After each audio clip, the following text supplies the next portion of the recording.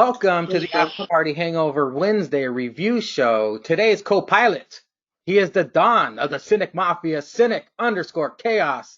Are you ready to talk some wrestling? Always ready. Well, let's do it. NXT will go over pretty brief because absolutely nothing happened. We just got a bunch of sit-down interviews. I'm going to get your thoughts on the final, I don't know if it's the final, but Tommaso Ciampa versus Johnny Gargano. Is this going to be the best of the series, or do you think it needs a gimmick for TakeOver Tampa if it happens? They haven't even mentioned it. I definitely think it needs a big stipulation. By the way, once again, not alone. And I refilled her wine, so this is going to be fun. Ooh, special sit-in guest. Sinik's woman, Lauren Ann, has joined us as well, ladies and gentlemen. Did you catch any of this week's Wednesday wrestling? AW. AEW? Nice. We will get to it pretty soon. I agree. Gargano and Ciampa, they need. I've been mentioning this on the past episodes of the Wednesday review. Nobody really agrees with me, but I thought it'd be interesting for the final match to have it either be a Hell in a Cell match or a loser leaves NXT match. What do you think? I think they already did a loser leaves NXT match with Gargano, so for them to do that again, eh. And then now their Hell in a Cell is red and look. Made by Little Tykes or something. Yeah. Cool. Fisher Price. So I hate to disagree with you, man, but No, it's it fine. needs I mean, something I'm trying else. to I'm trying to think of what would be an appropriate final stipulation for them. What do you think? I'm thinking 3 stages of hell. Oh, yes, that would be an awesome stipulation. Should it main event, or do you think it should be in the middle of the card? Because more than likely, Velveteen and Cole would probably main event. It's a hard question because you always got to be careful the way you place matches with the way. Oh, wait, never mind. There's not going to be a crowd. Yeah, it should go on right before the main event. I agree. Well, during this review of their entire saga, they replayed my favorite Moroism. It was during, I believe, their first matchup, which was, I think, was their best. Moro goes, "Mama effing Mia!" Yep. And that dude, my God, he's either gonna have a heart attack doing commentary or he's gonna kill himself because of Twitter. But he's such a treasure. I hope he sticks around for a long time. I fucking love Morrow. Like, I actually try to tweet him and stuff like that all the time. I watched his documentary, all that. He puts so much passion behind everything he says. He does his homework. He doesn't call it a maneuver. Like he calls it what it is, and he does it with so much, like Passion. he's in the ring with them. Yeah. I really hope, and if he sticks in NXT, I'm fine with that. Oh yeah, I'm a Morrow mark for sure. I wouldn't want him to move anywhere other than NXT because you can't fix what's already, just a lost cause, which is the main roster. And Well, all you could do is keep building up the best brand that you have. after this, Tom Phillips and Triple H present Finn Balor, the Prince. So they're leaning into the Prince, which I like. It was a really good, intense Finn video package. It was all new stuff. Him just basically saying he's tired of pleasing people. He wants to please himself, which had a weird sexual innuendo to that. But Ooh, he did drop this Finn line. could get it. He did drop this line. He says he doesn't want to spend another 3 years doing something he doesn't believe in. He's talking about WWE. So he said NXT was the perfect place for him. And I agree. This Finn Balor, even better than his previous NXT run. I love this Finn Balor. I hope he does take out Walter.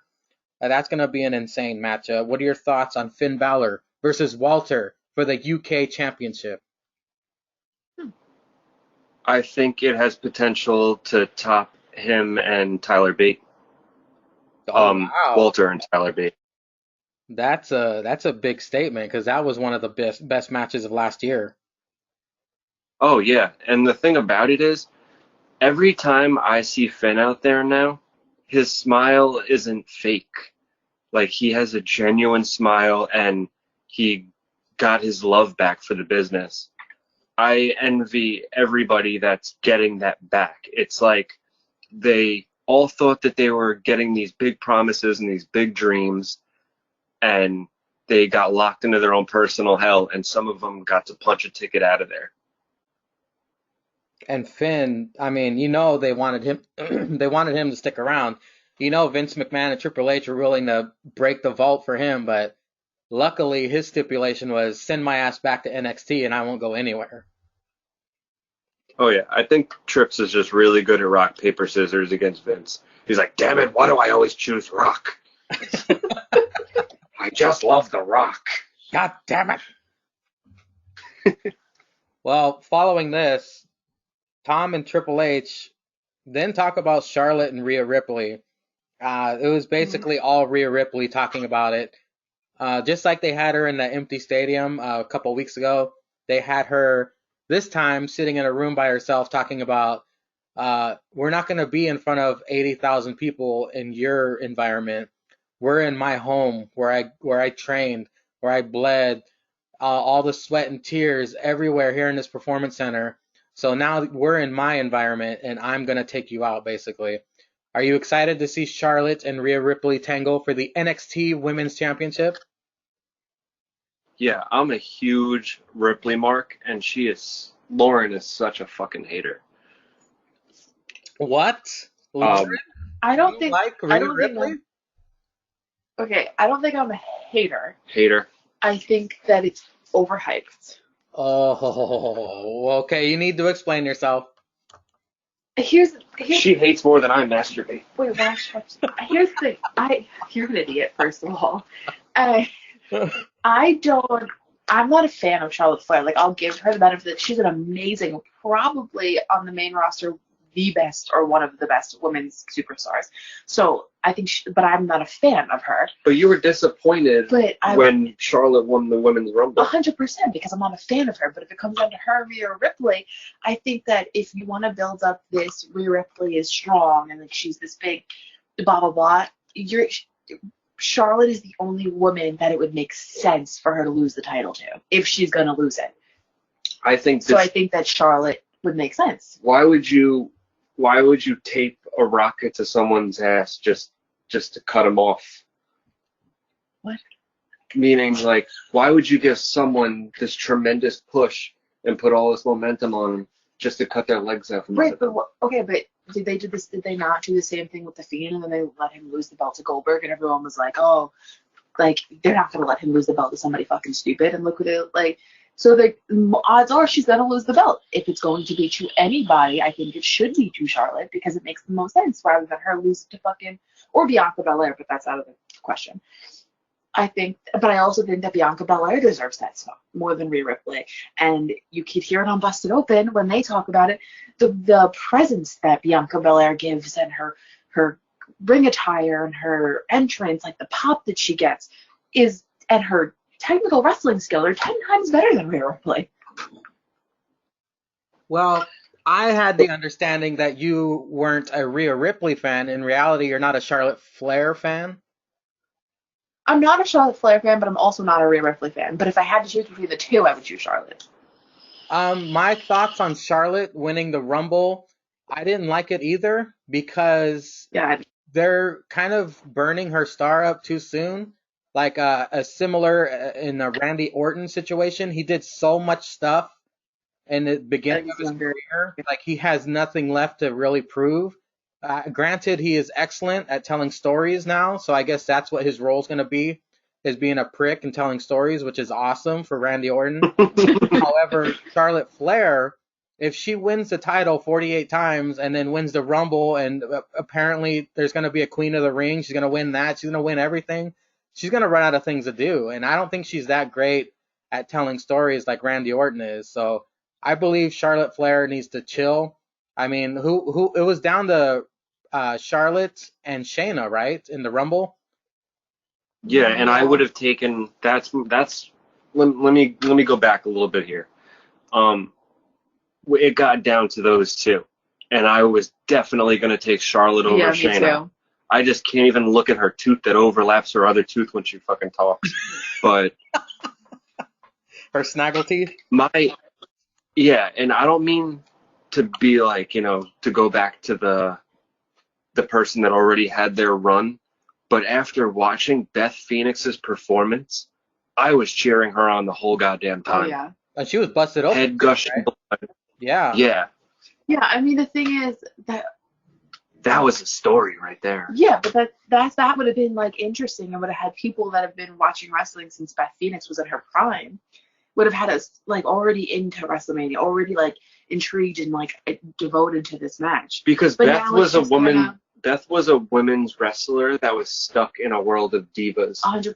And if she got to jump into the future where she gets to be a women's wrestler with other women's wrestlers, like the top elite women, that would have been an awesome story. Yeah. And I think that, I mean, I thought that I was nearly in tears when they came out with for years, I begged for women's fucking tag titles. Like, I couldn't wait.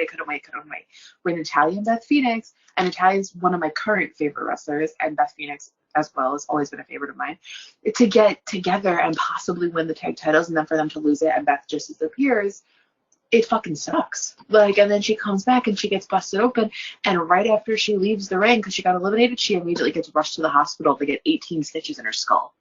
And the next day she's up taking care of her kids like she's a fucking warrior. Well, Like, And I love the Iconics, but we never fucking saw them. yeah, they had the titles the longest, and the women's tag titles are a joke. Like, who has them right now? The fucking Bukaki Warriors? Like, it's a fucking joke. well, I'm gonna get off I get- topic real quick here because I think Lauren's the perfect woman to ask this. If they made a secondary women's championship, a la the Intercontinental US, what do you think they should call it? Oh, that's a good question. See, I'm not creative like Nick with that kind of stuff. I mean, because they could easily bring back the Divas belt and have that be the secondary championship. I don't. Yeah, but I definitely don't think that would be the right call because, like Nick said before, like kind of you're in a world now where like these women are considered women superstars and they're not doing prom bikini matches and you'd be forced to put that belt right on Lana.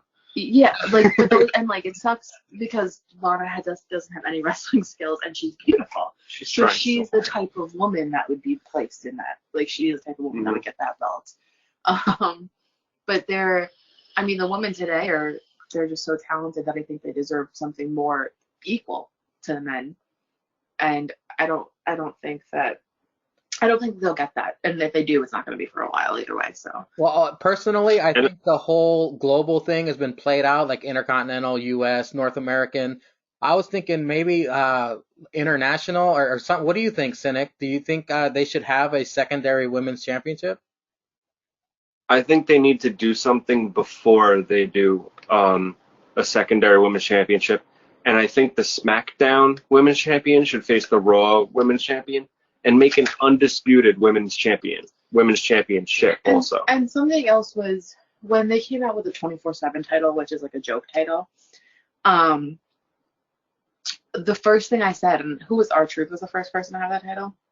Yeah. It was wasn't it Titus O'Neil? He's the one who got it first. Oh, it might have been. I can't even remember there. But when he had that title, the first thing I turned to Nick and I said was, it would be if this is a 24/7 title, anybody can compete against this at any time. It would be awesome if a woman grabbed that title and like that. And then they gave it to fucking Kelly or something like that. Like she was the first ever, or wasn't it something like her that got the first ever woman's title? Yeah, it was. Yeah, it was like the first ever women's 24/7. It was horrible. And I was like, but that would have been awesome if you gave somebody else a chance. Like you're continuously putting on the same 5 or 6 women, and it's getting old. There are so many women backstage that aren't getting used that have potential. I think it's a damn shame that Victoria's Weird Butthole didn't get at least one reign with that title. And it probably would have surpassed Bruno Sammartino. Yeah, exactly.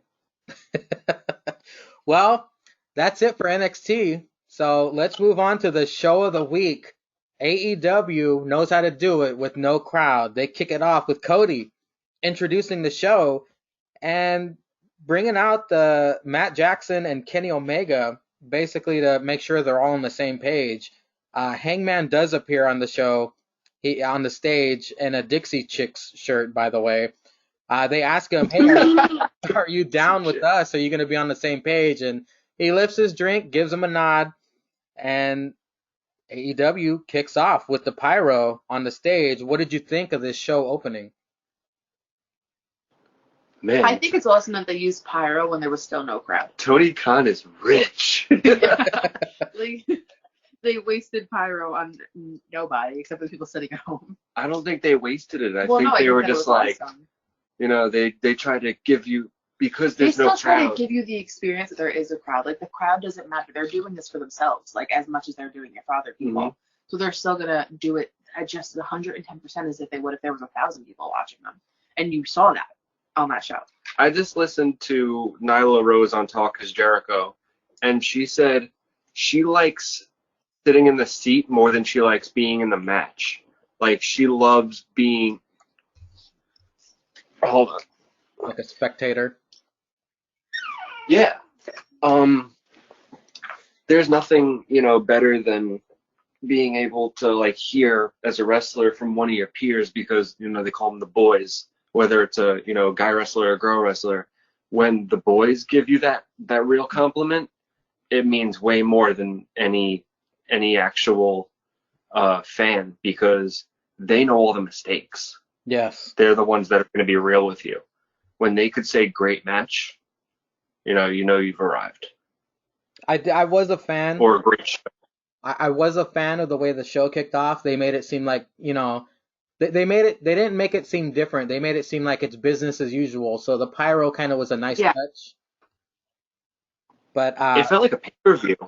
it did. Can you imagine a regular show with no crowd that felt like a pay-per-view? The thing that I liked, like, I'm going back to like WWE and not having spectators, was they didn't like they 100% made sure they had content for the full time that they were on air. They weren't like fucking kind of like sitting there with their thumbs up their asses. Like, they knew exactly what they were doing, and it was huge. Yeah, they weren't playing Jericho versus Hangman Page for the title and just letting that match play out because they couldn't kill an hour. And I feel like they would fix another WWE mistake where if they didn't have enough content, they'd cut an hour. But oh no, Vince would never do that. I mean, the thing I said to Nick that night when Nick was like, "Oh, this is amazing," I was like, "Yeah, of course it is." But the benefit that they got from this was they got to watch Monday and Friday and see where WWE made their mistakes, and we're like, okay, now we're gonna show up on Wednesday and do this. Exactly. Or they got to watch Friday, whatever the case. But like, however it worked out, they were able to watch it. They saw the no spectators, no crowd, and they're like, that was awkward. Let's do something better. Right. And for the amount of podcasts that I listened to, because I was a truck driver for so long, Jericho has been on Busted Open countless times. Bully Ray and Mark Henry have been on Talk is Jericho. These guys are great friends. They listen to each other's podcasts, and I'm listening to an episode of Busted Open, and they're saying everywhere that Bully Ray is saying everywhere that WWE could have done better. Jericho was sitting there like, I got you, bro. And I think that one thing that made it so interesting was that, like you said earlier, like, they had the heels on one side and the faces on the other. So it wasn't like the people that were just scheduled to be in the ring were the only ones that were there. Like, it was, they had other people that were just sitting backstage. They're like, hey, go sit in some seats and cause a ruckus and cause chants to make it a little more interesting. Like, MJF is fucking hilarious. Like, and he's placing bets and like. Oh yeah, that was awesome. And then that vignette felt so Lucha Underground. That vignette with Jake the Snake and We're getting to it. Well, on a quick tangent here, I did meet Mark Henry at that fan fest where I took a picture with the Undertaker. Mark Henry, I got to shake his hand too. He has gigantic hands, of course. He's not as big in person as you would think, because you see him on TV. He looks like, he looks massive on TV, but when you see him in person, he looks like in really good shape, and he's tinier. I was shocked, but Mark Henry's a very nice guy. He was pretty cool at that event. Of course, his table was flooded with fans. I was stuck in line for the Undertaker, but I mean, that was 30 seconds of pure joy that I got to experience. But back on track to AEW, JR introduces a video package about the Death Triangle, Triangulo del Muerte. And after this video package, we get the first of many. Tony Schiavone interviews MJF in the crowd, who's in the audience, and he says that him and Sean Spears are going to make real money gambling. Tony mentions this, and they get all up in his face, like, "What are you talking about? We're not gambling. We're not gambling." Unless you want to get on in this, you want to get on in this. But after this, Brandy's in the ring, introduces the best friends. Orange Cassidy joins commentary. Did you happen to notice the caption above Brandy's nameplate when they introduced her in the ring? I didn't notice it. I don't know if you did. It said Brandy swore she would never do ring announcing again. And then after she was done announcing, she shrugged her shoulders. I thought that was a nice touch. But That's funny. the Lucha Bros then come out for their match. I loved Pentagon's Venom-themed mask that he wore during the match. Lucha Bros versus Best Friends. Do you have any thoughts on this matchup? The first match to kick off Dynamite. Great match. I gotta say that a lot of these AEW guys, I became a fan of so many of them watching Lucha Underground. Yes. And Pentagon was probably my favorite. And I think that I am awaiting his whole singles run, because Pentagon by himself is just like a badass hardcore dude. And they didn't do him enough justice in TNA. Has he won singles championships like in Lucha and TNA? He was the second to last Lucha Underground champion until Marty the Moth Martinez cashed in. They have a really cool own version of Money in the Bank, and he cashed in at the very end of the last season. I think for me, on Pentagon. Ray Phoenix, I'm a massive fan of on AEW. I am not familiar with his past work, but Ray Phoenix looking like a grown-up Rey Mysterio, that dude is badass in the ring. I'm a huge fan of his, and I hope he gets his singles time to shine as well. Yeah, sorry, showing me pictures of some shit. Somebody that looks like Matt Hardy. That is Matt Hardy. What are you talking about? No, under it. Oh, that's Matt. No, I'm talking about him. Yeah. Yeah. Okay. I have attention deficit disorder. Well, during this matchup, we get the very entertaining MJF taunting and shouting the entire match. I loved it. He called Chuck Taylor a potato. That was pretty fucking funny. And he was screaming at the Lucha Bros, El Escapo, El Tago. That was pretty fucking funny. MJF is just money, man. He's the best heel in the business. Oh, yeah. As long as you add L at the beginning and O at the end, you're fucking gold. You're money. Oh, yeah. That's the American Spanglish right there. Every time that you say MJF, her face lights up and she gets all excited. Her one of her good friends from high school is best friends, has like lifelong best friends with MJF. They went to the same wrestling school, so. Oh shit, that's awesome. Do you find? Yeah, he like grew up. Do you find MJF attractive? Attractive? Yeah. Yeah, he's not a bad-looking guy, but I think that he's way too orange. Like, if you, like, and he posted about it on his Instagram, and he was like, oh, like, I don't know, something about, like, the way the camera hits my self-tan, something stupid like that. And I was like, no, you're way too orange. But he's definitely an attractive guy. Well, as far as wrestling themes go, I think he has the worst one in the business right now. What do you guys think of MJF's entrance music? I don't really have an opinion on it. It's just, I think that his, like... it gets him out there. Yeah, I think that his personality, like, we were talking about this once where the guys from AEW, some of the guys, like the bigger names, are from WWE or New Japan. He's probably, like, he's from the Indies, and he's probably made the biggest name for himself. Like, and he's not from a prior big company. Yeah, there's probably 3 you could name right off the top of the head. That's him, Orange Cassidy, and Darby Allin. Yeah, like, I think that he is, I just think he's hilarious. Like, I love him. I mean, it might be because, like, my friends know him and everything, but I just think he's great. Well, MJF was a massive highlight during this entire show. Orange Oh yeah. Mhm. Orange Cassidy finally gets all worked up. He walks to the end of the stage, puts his hands in his pockets, and does his famous plancha dive off the stage onto the Lucha Bros. The Luchas do win after the ref didn't see a low blow Pentagon hit Trent with, but this was a pretty damn good match. I didn't think the best friends could go, but they proved me wrong during this match. However, when the Death Triangle eventually tangles with the best friends in Orange Cassidy, there's no way in hell Death Triangle's losing that one. This is the most Trent Beretta has ever gotten the most he's ever gotten over. You know, he had a TNA run, he had an NXT run, and this is where he's really getting to show off his stuff. So, you know, kudos to Trent. He's killing it right now. Trent Beretta And he's is showing pretty incredible. Even Chuck Taylor impresses, even though he looks like a substitute teacher. He's been pretty. Chuck Taylor's pretty good. Chuck Taylor has no character. Chuck Taylor, he just seems like, you know, you had Bradshaw and Farouk, and only one of them were gonna, you know, be the guy to branch off, and the other guy was gonna walk around saying "damn." And I think we have our JBL in a sense with Trent Beretta. He's gonna be the guy that moves into a singles career and goes somewhere.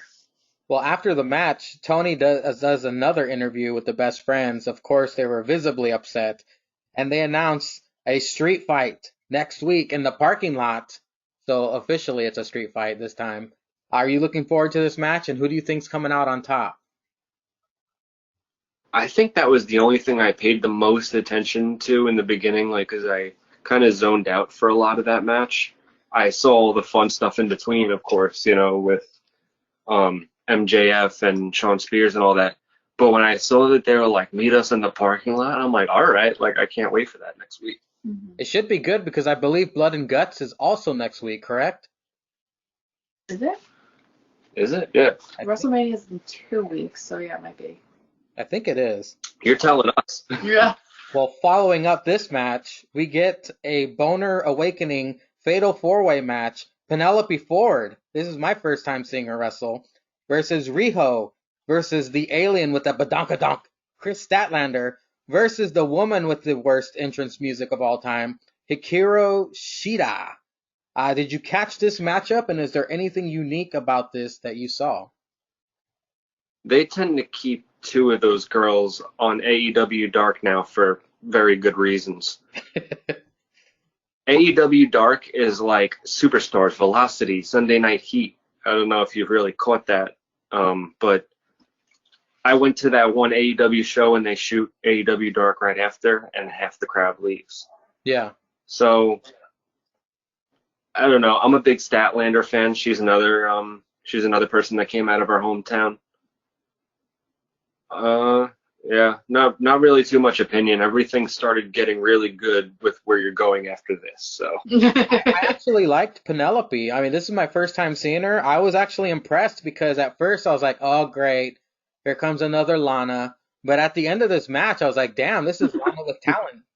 Like, this is my, yeah, I'm getting through my notes here. She hit that Poison Rana, which not many people can pull that off. And her first appearance, I think this is her first time wrestling on Dynamite, I believe was impressive to me. Hikaru Shida wins with the Shining Wizard, of course. Even though Kip Sabian kept interfering, she does pick up the win, and she's the next contender for Nyla Rose. Are you excited to see Shida versus Nyla, and who do you think would win that matchup? I'm excited. I'm excited for anybody, you know, that takes on Nyla next and kind of challenges her and see how that goes. I also am hoping that they use better psychology for Nyla. Like, I'm just going to say it how it is. Like, Nyla's a big bitch. So they need to sell her like a big bitch.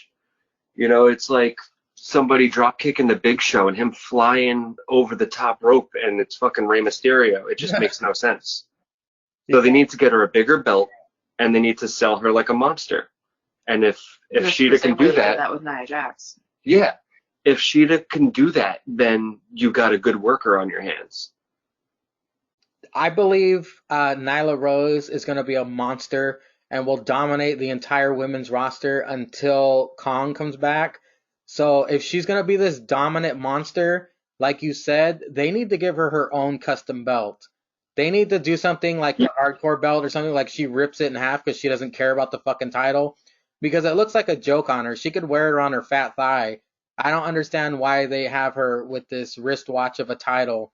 They need to give her her own custom belt because she is gonna dominate everybody. Already, like the women's title for AEW kind of looks like a children's replica.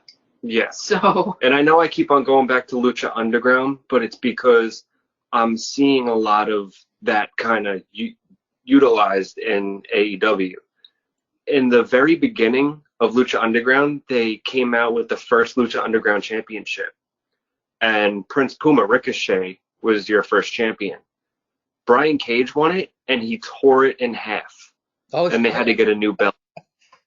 Wow, I didn't know. So, yeah, it would be really cool to recycle that because not a lot of people have caught Lucha Underground, so it won't even seem like a WWE thing where it's like, oh, they just used that 2 years ago. You can pull that off and make it look awesome. You know, that would be such an impactful thing. They'd be like, damn, Nyla just tore that belt in half. Like, she's a beast. You know, it looked like a wristwatch. Now she's going to get a real belt. I can't wait to go back and watch Lucha Underground because my previous guest, Alex, told me all about it. And he said a lot of the stars of today have come from that. And I definitely need to get on that shit. They had it on Netflix for a while and they took it off. I was so mad that they took it off. But to go back to Penelope Ford, you made me want to watch her just with your recommendation. There's a lot of ways to botch a Poison Rana. I've been on both sides of it. Oh, shit. Have you pulled off a Poison Rana? No, I was one of the ones who botched it. Oh. Oh, shit. Well, But however, I was in my secondary jobber who's never won a single match, Timey Dong, and I was on the top rope, got on someone's shoulders, and we both ate shit. It wasn't good. hey, Lauren, if you do have your first match, an intergender match, I believe you can take Timey Dong. oh, yeah, I definitely could take Tommy Dong. He's just kind of a joke. Very well received from the last appearance of Sinikk. Timey Dong was fucking hilarious, man. Bravo on that. Yeah, he's funny. He's an entertainer, and it doesn't really go further than that. But I'll tell you firsthand that kids were lining up with pieces of paper at a show in Pennsylvania for Timey Dong to write some type of symbols on their pieces of paper. Like they wanted his autograph. They wanted some pictures with him. I Like gotta, he's actually a big hit on TikTok. He's a big hit on at shows. He's a very big hit on TikTok. He's like everybody's favorite. Yeah. I gotta say, if Timey Dong doesn't have a 24/7 title reign, that's gonna be a damn shame. Actually, you could catch a match on YouTube. It was there was a dude who's like he looks like he's like 13, but he's 18, and he challenged Timey Dong to a match for a title that he just created, which was the 7-Eleven 24/7 European Pizza Hut something championship. Was it Now cardboard? this dude he's got the bitiest Spike Dudley, and he's wearing just trunks and I think elbow pads. And I started the chant in one of his first matches doing that, put some pants on while I was in the crowd. So for this match, we had a little promo, and I was like, okay, but if I beat you, you have to wear pants. And this match was just hilarious. It started in the ring. It ended up on a trampoline, got back to the ring, and I hit my first ever Japanese destroyer. Did you say it's on YouTube? Yeah. Let me. What is it called again? I'm gonna check this out. You'd have to go to UWFNY, which is UWF New York, Uh huh. They have their and own. let me see if I could look this up myself to not waste you any time. UWFNY. And then you'd hit that logo where it's got kind of like a belt. Uh huh. and you'd scroll down.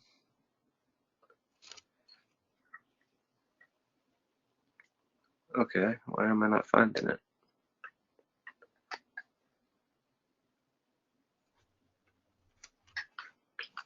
Huh, was it? Oh, you'd hit videos, and it's 24 space 7 space 7 space 11 space defender title. Jeez, They labeled that like shit. their title. All right, I'm definitely checking that out. Okay, well, back on track to AEW. Tony Schiavone interviews Colt Cabana, who's one of the spectators, about the match they just watched, and he mentions that Kip kept interfering, and Kip heard him from a distance and tried to get in Colt Cabana's face. Colt slaps the taste out of his mouth. He goes, "You know I'm a wrestler too, right?" I thought that was pretty entertaining. Colt Cabana is pretty awesome. I loved his moveset from what he did. I've never seen him wrestle either, so when he premiered the other week and did that Superman pin, that was pretty fucking hilarious. Colt Cabana versus Kip Sabian could be a possible match. Are you looking forward to seeing Colt Cabana tangle with Superbad Kip Sabian? I'm looking forward to Colt Cabana versus anybody. I'm a huge Colt Cabana fan. He's so funny. His promo skills are the best. He is, I would say, Jim Cornette's worst nightmare. He's all comedy wrestling, but he's so freaking entertaining from start to finish. I think AEW acquired a valuable asset in getting Colt Cabana. I cannot wait to see his future. After this, they did another interview. Tony Schiavone earlier in the day interviewed John Moxley. He wasn't allowed in the building due to his injury, I guess. He threatens the inner circle and then gets into his super tiny expensive car and speeds off. Super tiny. That's what it said. She said that too. She's like, yo, he can't fit in that car. What is he doing? It looked like he had to fall into it. It was so tiny. But Yeah. do you believe John Moxley will make an appearance at Blood and Guts, or do you believe they will focus more on the? I don't want to spoil it already, but Matt Hardy is the fifth member of this Blood and Guts. Do you think Moxley will make an appearance? I wouldn't be surprised if he does a run-in. Yeah, I would think so. Really quick, back to Colt Cabana. I was saying that, you see a lot of things that you never thought was going to happen with people popping up in AEW. Technically, CM Punk isn't employed by the WWE. And if I know how like tight he is with Colt Cabana, if he could have like one last like burn it down match with Colt Cabana, they're best friends. And I started looking into Colt Cabana's career during the pipe bomb time frame. And they have had hour-long matches in Ring of Honor, like amazing matches. I could see him like doing one last match, and only because it's against Colt Cabana. They've had 1 hour matches, Colt Cabana and CM Punk. Oh yeah, and not even Iron Man. Just Damn. every part of the arena was touched. Like they utilized the entire arena, doing shit that like you don't get bored. There's no moment where there's a headlock. You got your eyes focused on it the entire time. Well, this brings up a subject I mentioned in previous episodes where best friends beat the shit out of each other. They have the best matches because they trust each other more. Like what was it, Dakota Kai and Tegan Knox and Tommaso and Johnny, Triple H, Shawn Michaels. Like the better friends people are, they have better matches. Do you believe that? Oh yeah, that's a great point because They have more chemistry. oh yeah, they're probably screwing around, at the Outside beach of- and stuff. Yeah. Yeah, They spend the most time together. They trust each other the most. Hmm. that's why I'm looking forward to the final chapter in a Tommaso and Johnny matchup. But moving on, the Butcher and the Blade take on the Jurassic Express, and the unique thing about this matchup was there was no Bunny and there was no Marco. I thought that was pretty interesting, but it was a good matchup. Jurassic Express do pick up the win. Let me ask your opinion. In a promotion where wins and losses matter, Can we ever take Butcher and the Blade serious anymore? They lose everything. I died when Jim Cornette on his podcast called them the butcher, the baker, and the candlestick maker. Did you happen to catch the entrance of Jurassic Express? Yeah, where Thankfully, no Jungle Markham Boy. stunt. Yeah, Jungle Boy had to avoid hitting the top of the fucking entrance thing. He had to like lay on Luchasaurus's back. Is that what you're That's talking? not what I'm talking about. I can't believe you didn't catch this. What happened? So, being a big man, and a step over the top rope big man, Luchasaurus went to, step over the top rope to get in the ring, and he kicked him right in the fucking head. Oh, he kicked Jungle Boy in the head? Oh wait, I think this might have been the week before actually, but either way, did you happen to see that? No, I didn't catch He that. kicked Marco Stunt in the head. That was it. Poor Marco, that little Chucky doll. Yeah, not a fan. Well, this match, MJF did kind of mess up their momentum, shouting at them from the audience, saying, hit the death, whatever, like hitting their finisher, causing them to get distracted. Jurassic Express picks up the win. After this, there was a commercial break, and we come back. This is the first of the big reveals of the night. Evil Uno and his Viking Raider came out to the ring and cut a promo. Christopher Daniels goes, blah, blah, blah, yeah, we've heard this before. Exalted won this, Exalted won that. But just then, the Exalted One's video starts playing, and it is Hmm. Harper. Brody Lee premieres as the Exalted One. Did you pop for this? And are you excited to see the Dark Order because they finally became interesting? Dude, Lauren was coming down the hallway, and I paused it, and I was like, "Oh my God, come over here!" No, I was sitting there. I think I was sitting there. No, I was you were asleep just for you were just like walking up, and maybe. I was like, "You need to watch this." I was like, "We're finally gonna find out who the Exalted One is." Well, And we they're like, knew it was either going to be Matt Hardy or Luke Harper, like you said it. "Mhm." So yeah, I was really fucking pumped, and I love the shot that he took at Vince in his promo. Yeah, I Yeah. mean, he was sitting at home, like off injury, just sitting at home, not even being used because WWE was like, all right, fuck you, you're going to leave. I don't You're think gonna they've sit ever at done home. anybody so wrong. Yeah. Well, after Brody Lee comes down, introduces himself, they beat the fuck out of SCU. I cannot wait to see Luke Harper in this new role.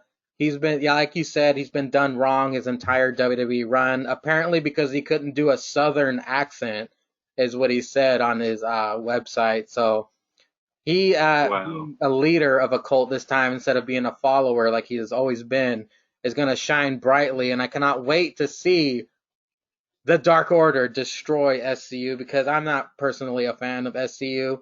So the Exalted One is gonna bring a lot more viewers, I believe, just as the debut later in the night. But before that, Tony Schiavone interviews yet another person, Jake the Snake, and the Murder Hawk Archer. He tells Cody, Wait, before you get to Lance Archer and everything, which now finally remembering his name, did a lot of great work in Japan. Let me flip the script and ask you a question. yeah, What did you think about Brody Lee's new gear? You know, he always wore the same tank top that looked like he just got done working on his car, I was gonna bring that and the up, pants. but I didn't want to be negative about it. It looks kind of corny, the whole black and purple stuff. It's gonna have to grow on me because it does look kind of corny. But yeah, it's a lot better than his fucking wife beater and jeans. It could also be something he's trying out, but if somebody was like, how would you bring in like Brody Lee for an entrance for each like match or whatever, I would have him wear like a death robe, like a Reaper robe, just like with the black hood and the black everything, and like that's how he would come out. Are you surprised he didn't come out in a mask because of the Dark Order gimmick? No, I love how everything was handled. I just think that yeah, they could probably try to play around with his ring gear and stuff like that. Yeah, it'll be a process definitely because I mean, I wonder how the crowd would have reacted when he came out there. And I love that SCU, they were already sitting there. So like Daniels just got up out of his seat and like walked over there. That was kind of cool. It was definitely a great way to bring him in. I'm excited to see what they do next week. And now that the Exalted one has been revealed, I can't wait to see their next video package they put out. Did you used to follow him? Well, did you follow him on Twitter? Yeah, every day he says, "It's Monday, you know what that means." Yeah, well, it's Wednesday, and you know what the fuck that means. Yeah, really. That always used to get me, because like people that probably just saw that for their first time, they're like, "No, what does that mean?" It was Well, funny because he was out for so long, and you always thought that like, does that mean you're coming back? yeah, he would always say that and never explain what the hell he meant, so it was very confusing. And he always put out those, did you catch him on Instagram too? His videos where he's just sitting in a sauna and he's staring at the fucking camera sweating with this weird look on his face. No, but that should make for some really good still real after party content. It was They weird. should He make was just they sitting should there. screenshot that Yeah, and make the next Instagram questions. he was sitting there and not saying a damn word. He did it for a while too. I'm surprised they didn't bring that up because he did that a while ago. But after this, Tony Schiavone interviews Jake the Snake and Archer, and Jake says, "Shut me up if you can," basically threatening Cody. And we get this short film, like you referenced earlier, starring Jake, Archer, and a midget. This was pretty entertaining. He was in the ring. He murders a whole bunch of hicks in the woods in a wrestling ring while Jake oddly watches from a rocking chair. What are your thoughts on this video segment that they Uh, when he destroyed everybody, and that midget's like, "Come on, motherfucker, I can take you," and he slammed him on the car. That was awesome. But like I was saying, it felt so Lucha Underground esque. They used to do stuff that had like dark powers and ancient ancient secrets. It was just so cool. And they would do like these things that felt very cinematic, like a movie. And this felt like a movie. Like it was just so badass. It's such a cool way to bring him in. Kind of made up for when he just walked through the crowd and you didn't get anything out of it. This time you actually got something out of it. uh, my 2 fat cents on this is I'm discouraged on big destroyer characters, kind of because of what they did to the Fiend. You know, they show these people that can murder everybody and it's impossible for them to be taken down. But in the end, they eventually get beat by somebody, and then it's all downhill from there. So I'm not too familiar with Archer, but I hope they don't give him that treatment. We're probably gonna see that with Jake Hagar, like he was badass against Dustin, but watch fucking Marco Stunt beat him in 2 weeks. I know it's not WWE. I'm just personally discouraged on how they book big men. Well, Yeah. AEW is definitely Doing better. yeah. They're always gonna say like, well, remember how Vince treated this? Let's try not to treat it like that. They're probably always gonna try to do something to if you got to build, that's what they'll do. They might knock him down to the bottom, but they'll build him back up again. I think Lance Archer has as good of a shot as for forever long Jake the Snake decides to stick around. And I love how he matched his look as to being with Jake the Snake. Like he got himself like kind of a dark badass look. Yeah. Jake the Snake was paired with the perfect dude. I can't wait to see what they do in the future. This video segment was actually pretty cool. It kind of looked like a crappy movie. I don't know if you watch crappy movies, but me and my buddies, we watch shitty movies on purpose to make fun of them. And it kind of had that kind of feel to it. But like you said earlier, goddamn Tony Khan is rich because that it was excellent production, set in the Yeah. inbred backwoods. I can't wait to see what they do next. Are you familiar with Robert Rodriguez, Oh the hell yeah, director? hell yeah. Dust Till He Dawn. directed Lucha Underground. Oh, that's right. Yeah, he did. He with his what did they call it? Like the name of his production company was after one of his characters, wasn't it? Like El Rey Entertainment or something. Yeah, and I wouldn't be surprised if they didn't call in a favor. Oh wow, that would be badass if he paired with AEW. So who knows? We could be seeing more stuff like this. They might use it for just the Lance Archer stuff, or they could be using it for a whole share of things. You've got all this Matt Hardy stuff. You got all this Brody, like all these different darker characters. What was one of our favorite things we could say about the Attitude Era? Even though they got a lot of work to do in AEW, all the factions. You had the Ministry of Darkness, you had DX, you had all these different varieties, and you were always on your toes about it. Well, speaking of factions, the main event has the Inner Circle versus the Elite to see who gets the upper hand in Blood and Guts. Jericho puts himself on commentary, and another one of the most This is entertaining things happens as Sammy Guevara sings along with Jericho's song. Did you get a pop out of this when Sammy's just singing and he forgets the words and he goes da da da da da da da? Dude, that killed me. Sammy Guevara, he's already a star. Yeah, he's great. I can't He wait. got the rub in the best way. Definitely, Jericho's going to be putting this kid over big time. Even if, I bet you when they come out with a secondary title, Sammy might be the first one to hold that one. He should. Yes. He definitely should. Very entertaining. Sammy singing them onto the ring, well, to the commentary table. Also, a personal favorite of mine was Jericho on commentary during the entire main event. Um, Speaking of that, Arn Anderson came out with Cody, and Jericho says, "Look at Arn Anderson out there with his Waffle House menu." That was fucking hilarious, dude. And during the matchup as well, MJF is shouting at Cody, distracting him a lot during the match. Ortiz doing a selling of the crossroads is always great. He hit the crossroads, and Ortiz sat up, looked at the camera, and then fell to the ground. That was pretty fucking funny. Is there anything in this match that stuck out to you? I think I don't know, I'm trying to remember it, but Chris Jericho definitely has a new catchphrase he's trying to work in there. What was that? I'm trying to remember. I'm gonna have to go back and like rewatch it. But like it's something like stupid little piece of shit. Something. Oh, dipshit pumpkin heads or something? Yeah, dipshit pumpkin heads. That dipshit pumpkin head thing is gonna be a T-shirt.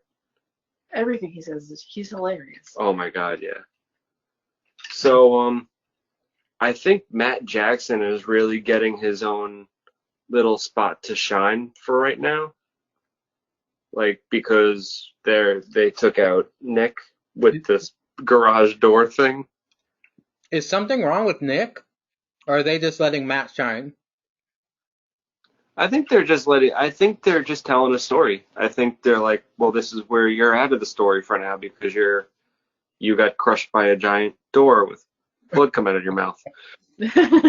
So, I think they needed a way to get Matt Hardy in. They needed to get somebody out. And it's like, let's just have one young buck, the Buck. Yeah. Did you catch the Inner Circle's music, by the way?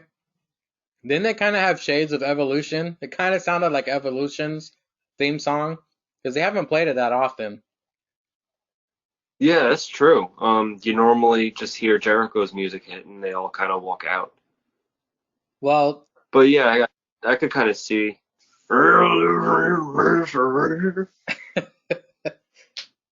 Santana rolls up Matt Jackson for the win. It was kind of a fast count. I don't know if you remember that.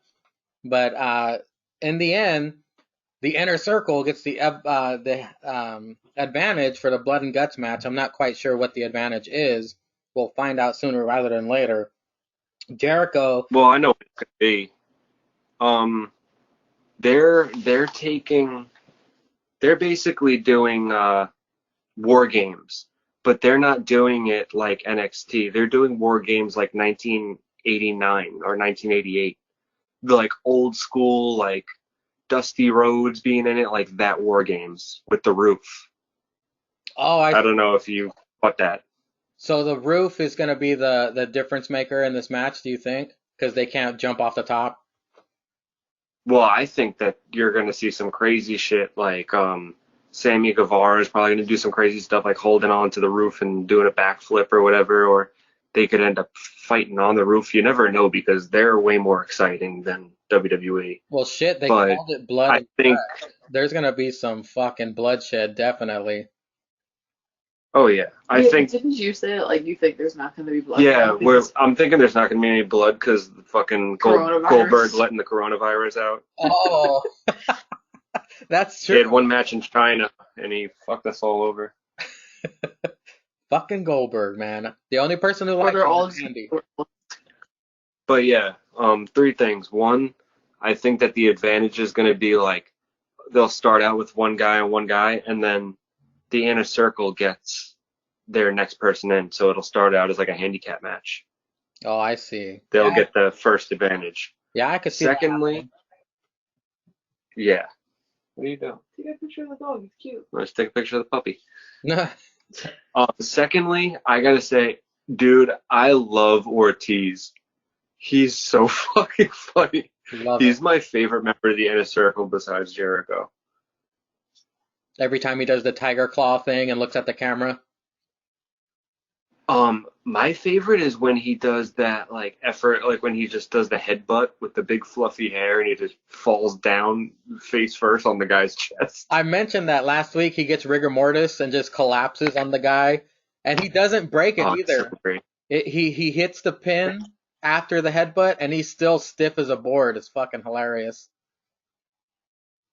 Oh yeah, like just everything about him, like he's just a entertaining machine. He gets up in like the camera and says like funny shit. Like if somebody gets The their ass kicked, best, he just the best. points and laughs. Yeah, we're the best, the best. That always reminds me of that Foo Fighters song, by the way. I'm surprised someone hasn't made a video of that. It would probably be almost as good as the "Give me what I want, what I really, really want." Yeah, there has I to be could watch that thing over and over again. that.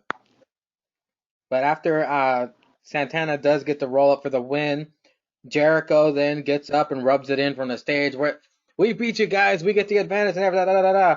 And then we see a drone fly in. My first thought, of course, was, oh, Vanguard. There's Vanguard 1. The drone flies in, parks itself in the middle of the ring. Matt Jackson called in a favor. We now get Broken Matt Hardy. And AEW, how loud did you pop for this shit?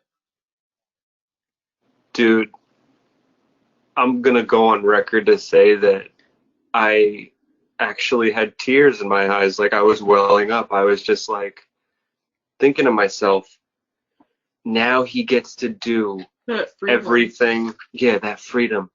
He, I, I like urge everybody who's gonna listen to this, like whether it's like two people or like It's 30. usually 20. What? It's usually 20. 20?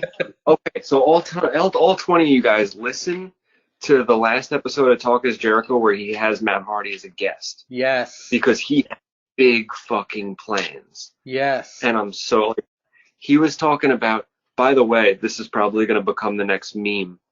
You know how much the "it's such good shit" blew up? Yeah. Well, Matt Hardy was talking about his conversation with Vince and how they're going to do the thing with Bray Wyatt, and he had way better ideas than what they had him do. Um, After the Wyatt compound got burned down, Randy Orton burned it down. He was going to be homeless, and he was going to have like a stick and like a bandana with his last of his belongings in it, and he was going to find the Hardy compound, and he was going to be like, "You can live with us, but today you have to ride the mower of lawns," and King Maxwell would be like bossing Bray around. Like it just sounded so good. Well, And I he, thought you were gonna say something else because do you remember when he said that after Bray and Matt laughed that Vince McMahon backstage said, "That's funny shit." That's what I was getting to. Oh, okay, I'm sorry. He's like, that's such funny shit. Yeah. The And plan, he's like, that's what you're gonna do. Every week we're just gonna do a thing where you just laugh a lot. the plan that he had for him and Bray would have been fucking awesome, dude. I can't believe they didn't follow through with that. Vince McMahon's such an idiot. Oh yeah. Do you think Rebby was in the arena playing the piano I hope at so. AEW? I hope so because I think that they're gonna song. get Rebby involved. I think they'll have a match like King Maxwell versus the only person probably in his weight class, which would be Marco Stunt. Oh my Like God, that would be fucking it'll be good. unbelievable. But that's the thing about all this. You know, Finn gets that genuine smile and like happiness and feels like at home being in NXT. Can you imagine how these WWE guys feel in AEW? They're loving it. They're loving every second of They're it. they're getting their freedom back. They're getting their love back. And It just feels so good. if you notice, every person from WWE who goes to AEW and then goes on Talk as Jericho, they all say, it was like I was in prison. We couldn't do anything. Nothing was getting approved. We weren't being listened to. And you hear them on these Hmm. podcasts. They're like, AEW is just so different. We get a, everyone listens to us. We can do whatever we want. There's no scripted promos. Like they all love it. And Jake Hager, That one day they can get the Usos. I wonder if Jake Hagar is going to finally Can break you out of imagine? his personality shell. Oh yeah, but can you imagine how much the tag team division can excel if they get the Usos? Well, shit, the Revival, they're on their way out of WWE. You know they're going to be in AEW. And I'm almost ready to say that they should just not have a women's division Oh, because AEW? 75% of I gave them such a chance, but 75% of their women's division just fucking suck. Oh, yeah, definitely. And then you see, like at the beginning, they were having all these weird Asian chicks in there, and now they're not even on TV anymore. I I think it's believe. all Kenny Omega's fault. Oh, yeah, definitely. Riho, I never believed in Riho because it looked like an 11-year-old girl fighting her stepmom every time she got in the ring. So I'm glad that she's not champion anymore so they can give her more character development eventually. But like you said, I think they just need to. I think they just need to make cuts. I yeah, think they need to be like, all right, like some of these Japanese chicks can go, and some of them gotta go. yes. I Because think they need to get rid of, the librarian. I think if they want to be like taken seriously with like women's division, have Awesome Kong, have Chris Statlander, have Nyla Rose, and build around that with better talent. yeah, because Britt Baker is the only one who can cut a good promo, right? Wait, what? I know. It's barely anything, but Britt Baker has been the only one to she's gotten better. I mean, from the Jericho Cruise till now, you got to admit she's gotten a tiny bit better in I promos. think they had an emergency meeting about her. And they're like, we need to teach you like everything over again. I just cannot sit through any of their promos. None of them can cut a promo, not even Brandy. Like Brandy was trying so hard to be a heel, but even that didn't get over. Yeah, but I'm gonna say that she has improved since then, since that one terrible bombshell. Yes. Well, we made it. We made it, guys. We broke down both shows. Can you tell me what was your favorite part? I'll ask you both. What was your favorite part of AEW this week? Hers was MJF. Mine was Oh, no. definitely um I mean, Matt Hardy and MJF both. Yeah. I'm looking forward to the new, more aggressive, more ruthless version of Broken Matt that's apparently in his vessel. I Dam- love that he's expanding the storytelling. What is it? Damascus. I almost called him DeMarcus. That's why I tried to shut my mouth. Go DeMarcus. Yeah, this AEW nailed it with the no audience show. Next week is going to be incredible with blood and guts.